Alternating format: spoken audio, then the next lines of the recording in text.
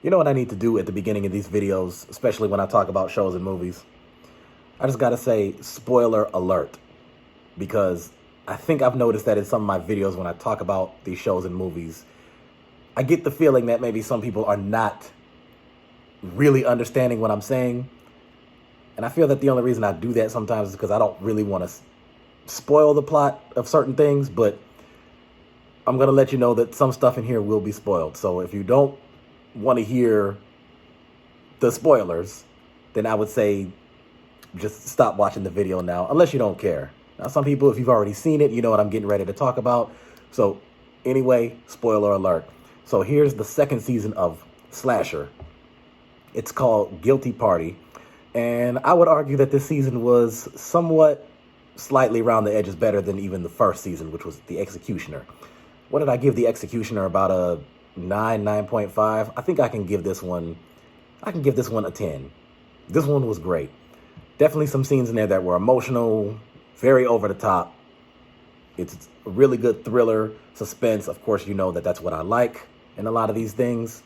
So the cast, we have Leslie Hope as Judith, Lovell Adams Gray as Peter, Jim Watson as Noah, Ty Olsson as Glenn, whose real name is Benny. He stole that identity. He stole that name from somebody else. Let's see, Melinda Shankar as, or maybe it's Shankar or Shankar, whatever. It looks like it's Shankar as Talvinder, Kaitlyn Leeb as Susan, Rebecca Liddiard as Andy, and Paula Brancati as Dawn. And there's a bunch of other names here. There's like 30 extra names here, and I don't feel like going through all that. So usually with these type of things, I go through about 10 names or less, because I don't want to use the cast and all that to take up the whole time, to take up most of the video. So this season, like the last season, had 8 episodes. As a matter of fact, all 5 seasons each have 8 episodes. So this show so far right now only has 40 episodes total. Now, how does Common Sense Media break it down? I think Common Sense Media, here we go.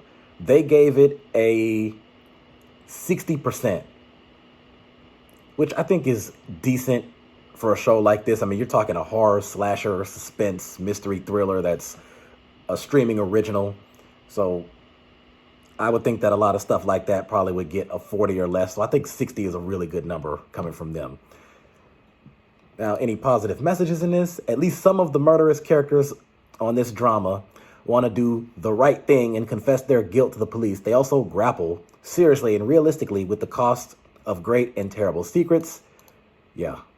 Deaths are sensationalized and shockingly graphic, as every horror, slasher show or movie is. Though not gendered, men and women alike are horribly slaughtered. Yeah, they were. The violence, on a scale of 1 to 5, they usually have 5 dots. Guess what? It's 5 out of 5. Truly over the top and extended death scenes. Characters are cut in half with a chainsaw, staked to the ground, and stabbed through the neck until blood seeps out in a huge puddle. A terribly injured woman begs for her life before being bludgeoned to death. A hideous, decayed body is displayed and shown at length. A woman self-harms. We see her with a razor and a row of fresh cuts on her thigh that she hides with pants. Now, let me skip to, again, there's more. So there's only 8 different community reviews on this. 3 parents, 5 kids. Definitely something that my parents wouldn't let me watch at any age, I would say for sure before preteen, as I always say in this show. Now, what's the story? In horror series Slasher 2, Guilty Party, on a beautiful summer night, a group of teen camp counselors did something terrible, and they hoped that if they buried the evidence and never talked about it again, maybe it would be like it never happened at all. Did you ever see I Know What You Did Last Summer? But years later, when a planned mountain resort threatens to uncover what they did, the old friends are forced to gather at a mysterious mountain house to come up with a new plan. Unfortunately, someone else has plans for them. And as the body count mounts, it's clear that no one is safe. Now, here's how... Sorry to do this right quick. Let me see how the Google reviews broke it down with Slasher television series right here. Okay, no, they're not talking about season 2 on that one. That was from season 1. Let me go back to Common Sense Media. So Is it any good? Our review, coming from the website, they say 60%, parents say 60%, kids say 60%. Chilling, graphically violent, and quite scary, this horror series takes a familiar setup. A group of friends with a guilty secret and makes it fresh with brisk plotting and deft characterizations. One unusual element is how seriously the characters have been impacted by the horrific secret they tried to bury.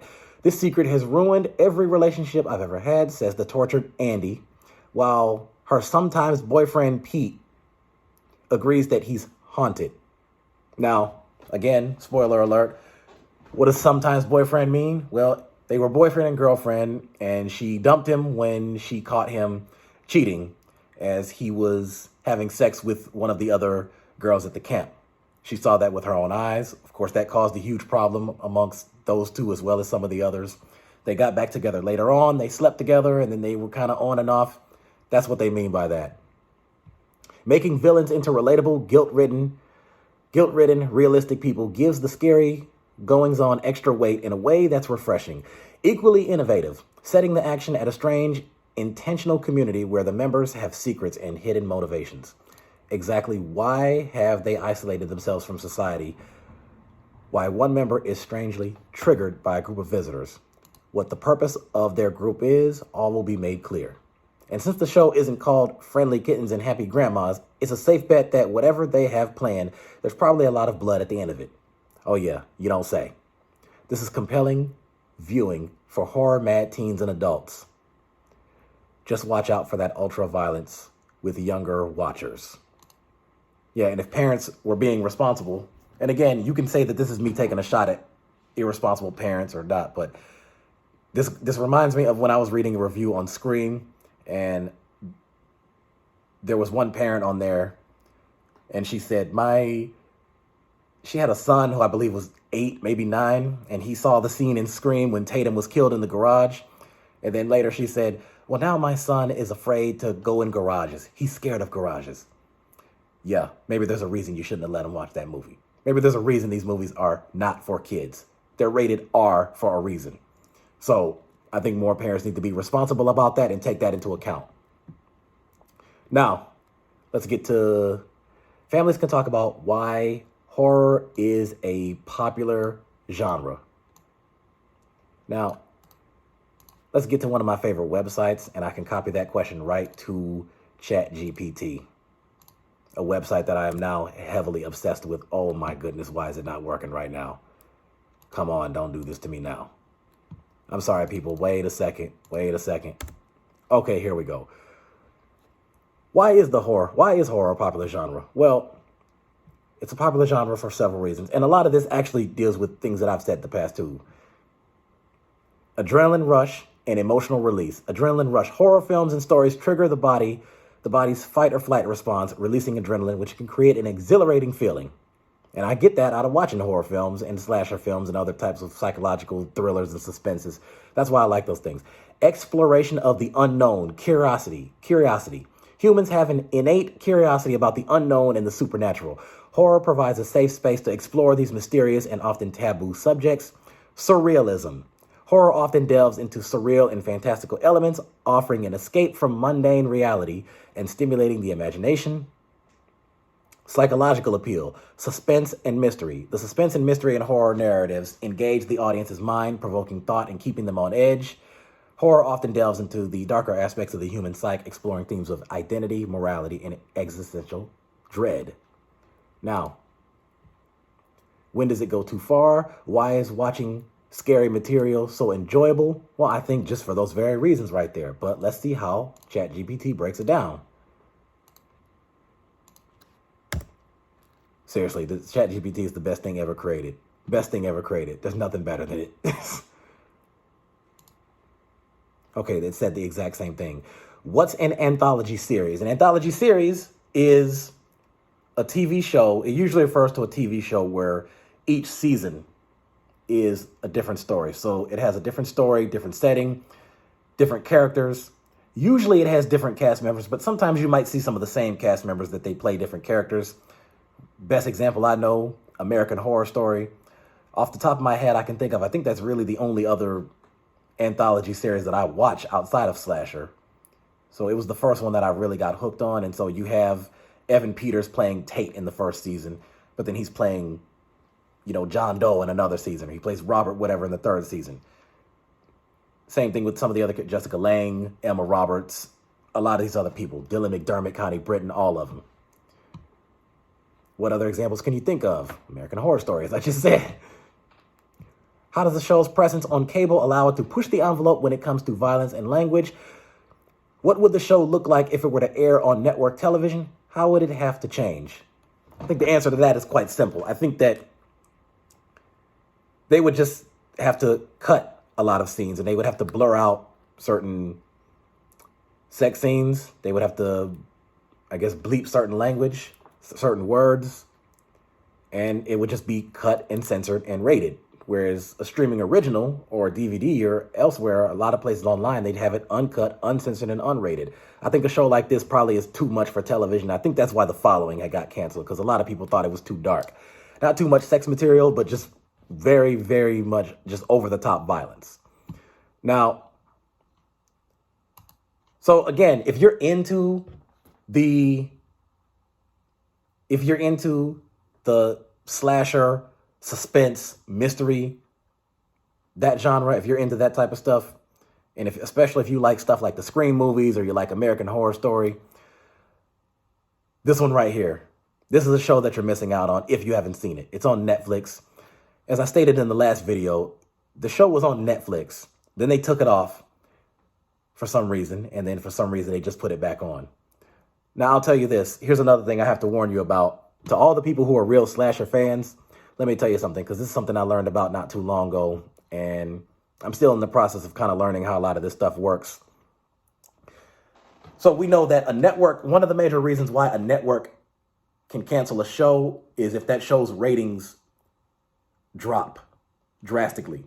So there was a show called Unforgettable starring Poppy Montgomery. 4 seasons.